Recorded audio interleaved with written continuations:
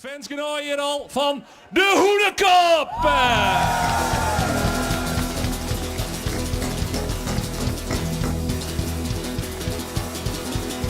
Goeiedag mensen, dit is de Hoenekop. En we beginnen even met een nummerke. Of van die akelige mensen op het werk. Van die akelige, smarrige bruinwerkers.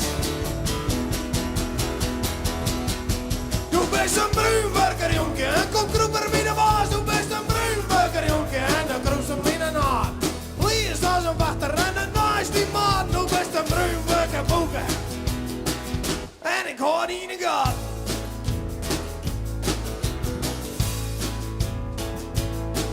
Yes, en aan het werk, als de baas erom komt. En als er die wel vrij gedaan, kroest hem in een kont. En als er weer voort is, dan komt die poeder met check. En als zuster werd een domsje met een buikje in de bek. Dan best een bruinwerker, jonkje. Komt erop er bij de baas, dan best een bruinwerker, jonkje. En dan kroest hem in een haat. Lees als een wachter en een nice die maat. Dan best een bruinwerker, boeken. En ik hoor die in de gat.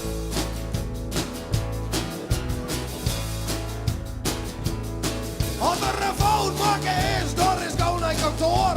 Maar als het bij die misgaat, leidt dat al niet onnoor. Als de wereld verzet, had we die bij een jongen. Maar net besmik is toen die eigen naam en aan het is schreeuwen. Dat best een bruinburger, jonkje.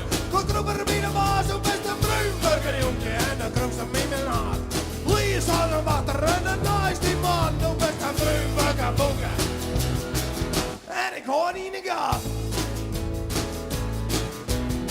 Even een nummer van mijn collega's. Nou, stel je zwarige bruinwerkers. Joost is weer bij de baas te praten. En dan krijg ik het wel weer in de gat. Is een overal draaien van in eind te krijgen. Dan zulke miegers komen bij mij naar dat hier. Dan best een bruinwerker, jonkje. Komt troepen bij de baas. Best een bruinwerker, jonkje. En